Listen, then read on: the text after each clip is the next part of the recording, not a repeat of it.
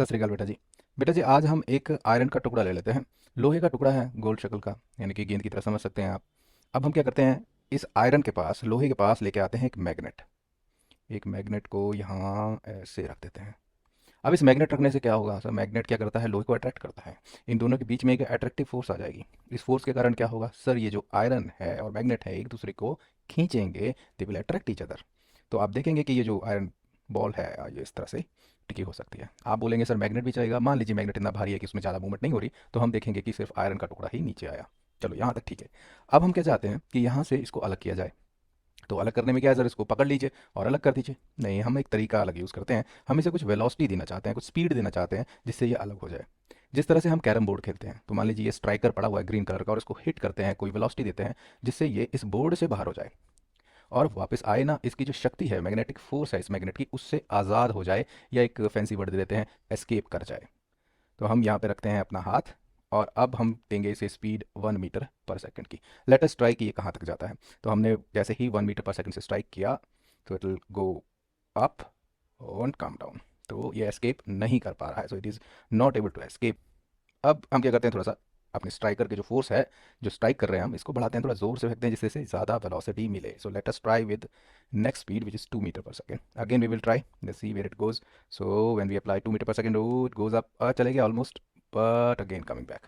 So it again came back. ये क्यों हो रहा है, क्योंकि अगर हम देखें यहाँ पर, जब ये ऊपर था, यहाँ पर भी मैग्नेट की कुछ शक्ति थी, तो ये इसे वापस खींच पाया, इसके कारण ये आज़ाद नहीं हो पा रहा। तो 2 metre second is also not helping us. Now थोड़ा और जोर लगाते हैं, this time we will try with 3 metre per second. अब 3 मीटर सेकंड में देखते हैं क्या होता है। So it is going up and where it went, it never came back, escape कर गया। अब ये वेलोसिटी थोड़ा सा नोट कर लीजिए, 3 मीटर पर सेकंड की है।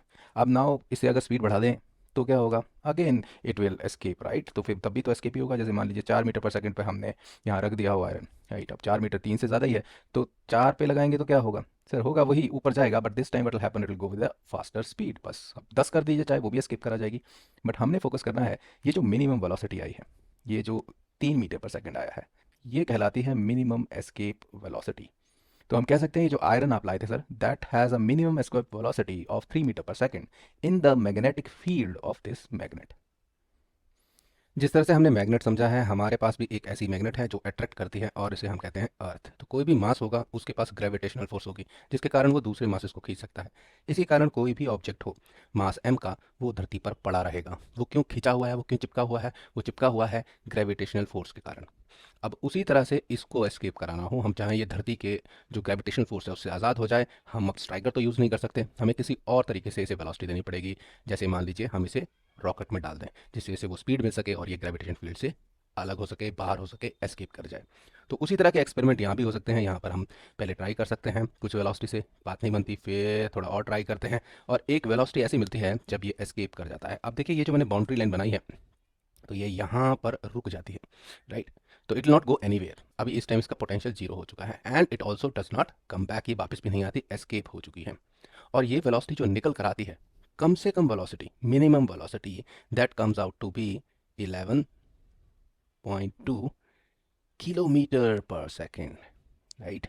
इस एस्केप वेलोसिटी को याद रखना है, this is the minimum velocity, ये मिनिमम वेलोसिटी है। If we give it to any mass, किसी भी मास को इतनी अगर हमने स्पीड में छोड़ दिया अर्थ से, किसी तरीके से हम इसे ये वेलोसिटी दे पाते हैं, तो ये धरती के, हमारी धरती के जो ग्रेविटेशन फील्ड है उसको क्रॉस कर जाएगी, it will never come back. क्योंकि नॉर्मली हमने क्या देखा है, पत्थर को फेंकते हैं तो वो वापस आ जाता है। तो पत्थर को अगर 11.2 किलोमीटर पर सेकंड की स्पीड से अगर हम फेंक दें, जो पत्थर है वो वापस नहीं आएगा।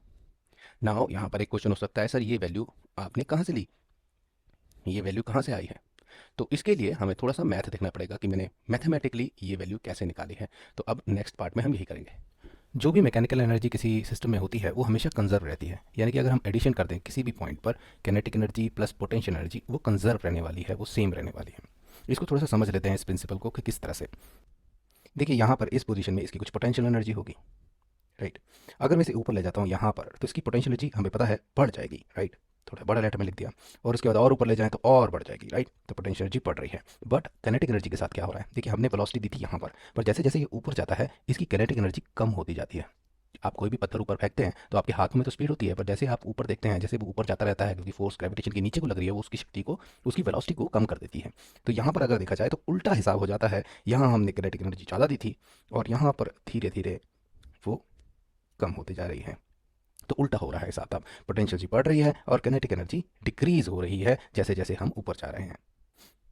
तो अगर हम देखें जहाँ लास्ट में हम पहुंच जा रहे हैं, मान लीजिए यहाँ पर एस्केप हो जाता है, मान लीजिए इस जगह आकर वो मिनिमम वेलोसिटी हम दे रहे हैं और यहाँ पर आके वो टिक जा रहा है, तो यहाँ पर क्या हो रहा है, यहाँ पर तो पोटेंशियल जी क्या हो जा रही है, जीरो हो जा रही है। और हमने वेलोसिटी नीचे दी थी, ये भी ऊपर बढ़ते बढ़ते कम होगी और कितनी हो जाएगी सर, फाइनली जैसे पत्थर के साथ होता है टॉप पोजीशन पे जीरो हो जाती है। अब ये तो वापस ही नहीं आ रहा, तो इसकी किनेटिक एनर्जी भी जीरो हो गई। तो आप देखें ऊपर जाके kinetic energy and potential energy both are becoming zero. But यहाँ पर जब ग्राउंड पोजीशन थी, ग्राउंड पोजीशन में इसकी कोई पोटेंशियल एनर्जी होगी, यस सर, वो फार्मूले से ले सकते हैं, G M M divided by R, potential energy gravitational potential energy का फार्मूला होता है। तो इस जगह इस सिस्टम की कुछ पोटेंशियल एनर्जी है जो इस एक्सप्रेशन से हम निकाल सकते हैं।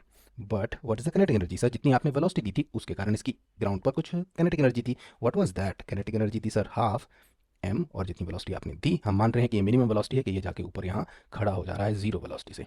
ठीक है, अगर हमें ये चीज़ पता है तो let us apply now the conservation principle. जो पोजीशन ग्राउंड पोजीशन पे किनेटिक एंड पोटेंशियल एनर्जी का सम होना चाहिए वही सम होना चाहिए जब ये एस्केप कर गया है, इट शुड बी कंजर्व्ड। तो अब क्या है, देखिए ग्राउंड पोजीशन पे क्या थी, potential energy minus G M M divided by R, plus kinetic energy कितनी थी, हाफ एम वी स्क्वायर।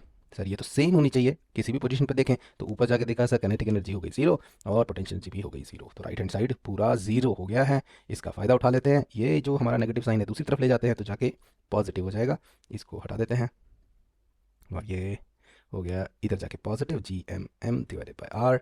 एक चीज़ यहाँ कट सकती है, क्या ये m और m हम कैंसल आउट कर सकते हैं और v को यहीं रख सकते हैं, तो v स्क्वेयर आ जाएगा हमारा इक्वल टू टू, ये टू ऊपर चला जाएगा, देखिए यहाँ पर two G M divided by R. और अगर v के लिए सॉल्व करना है तो स्क्वेयर को हटाना है तो दूसरी तरफ अंडर रूट करना पड़ेगा, and this is the expression which we will get, and this is called escape velocity. ये मिनिमम वेलोसिटी है जिसके कारण इसका जाकर ऊपर पोटेंशियल एनर्जी भी जीरो हो जाना है और काइनेटिक एनर्जी भी जीरो हो जाना है। और हम कह सकते हैं इस टाइम पर कि ये एस्केप कर चुका है हमारे जो बड़ा मास था उसकी ग्रेविटेशनल फील्ड से। तो कह सकते हैं हम कि यहाँ पर अगर ये एस्केप वेलोसिटी दे दी जाए, कितनी, under root two G M divided by R, अगर आप निकाल लेते हैं तो आप एक वेलोसिटी पाएंगे मीटर पर सेकंड में, उतनी वेलोसिटी से दे दीजिए, ये ऊपर तो जाएगा बट यहाँ पर टिक जाएगा और it will not come back, it will escape. और इस वेलोसिटी को जो हमारे निकली से क्या बोलेंगे हम, escape velocity. What it is a minimum velocity we need to give to any mass to escape the gravitational field of capital mass m. और ये मास कोई भी हो सकता है, अर्थ भी हो सकती है। तो अगर हमारी धरती पर कोई चीज़ पड़ी हो और हमें उसे एस्केप कराना हो तो कितनी वेलोसिटी देनी पड़ेगी, उसकी कैलकुलेशन हम आसानी से अब कर सकते हैं। I can calculate now, V E equal to square root of two G M divided by R. अब यहाँ पे अर्थ के लिए, for earth I am solving, ध्यान रखना इस बात को, तो हमें वैल्यूज़ जो है वो अर्थ के रिस्पॉन्ड में डालनी होंगी। तो I will under root two multiplied by g की वैल्यू होती है 6.6 इंटू 10⁻11, मास ऑफ अर्थ ले लीजिए around 6 into 10⁻24, and divided by radius of earth 6400 kilometre होता है, उसको मैं थोड़ा सा मीटर्स में चेंज कर रहा हूँ, 10⁻6 मीटर्स। तो अगर ये सॉल्व कर दें तो हमें मिल जाएगी वो वैल्यू, और अब इसे हम कैलकुलेटर से सॉल्व कर सकते हैं।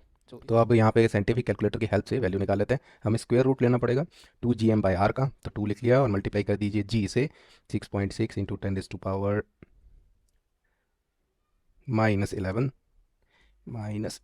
okay, then multiplied with the mass of earth which is 6 into 10⁻24, okay, around value लिया है। अब हमें डिवाइड करना है इसको रेडियस ऑफ अर्थ जो 6400 किलोमीटर होता है, तो 6.4 इंटू 10⁻6 हो जाएगा। तो याद रखिए यहाँ पर इस तरह से कैलकुलेशन करें और हमारे पास जो आंसर आ रहा है वो आ रहा है 11,000 समथिंग, 11,124 मीटर्स।